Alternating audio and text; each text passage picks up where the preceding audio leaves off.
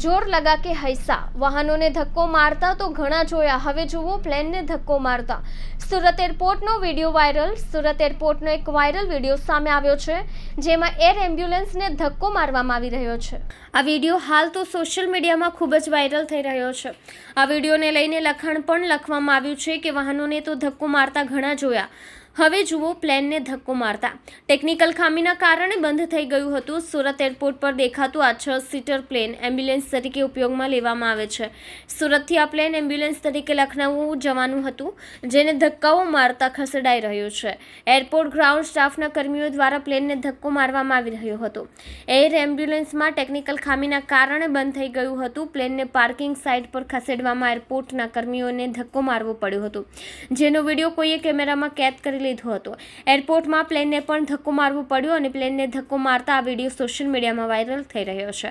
આ વિડીયોને લઈને લખાણ પણ લખવામાં આવ્યા હતા કે અત્યાર સુધી રસ્તા પર બાઇક, કાર કે બસને ધક્કો મારતા જોયા હશે, હવે એરપોર્ટમાં પ્લેનને પણ ધક્કો મારવો પડે છે। સુરત એરપોર્ટના સતત વિડીયો વાયરલ થવાના કારણે ઘણીવાર ટીકાઓને પાત્ર પણ બને છે। પાર્કિંગ સાઇટ ખસેડવામાં આવ્યું। સૂત્રો પાસેથી મળતી માહિતી પ્રમાણે આ વિડીયો ગત રોજનો છે। આ વિડીયો સુરત એરપોર્ટ પરનો જ છે। સુરત અંગેનો લખનઉ ખાતે એમ્બ્યુલન્સ મારફતે લઈ જવાના હતા। આ દરમિયાન પ્લેનમાં ટેકનિકલ પ્રોબ્લેમના કારણે આ સમસ્યા સર્જાઈ હતી। ત્યારબાદ પ્લેનને ધક્કો મારી પાર્કિંગ સાઇટ ખસેડવામાં આવ્યું હતું।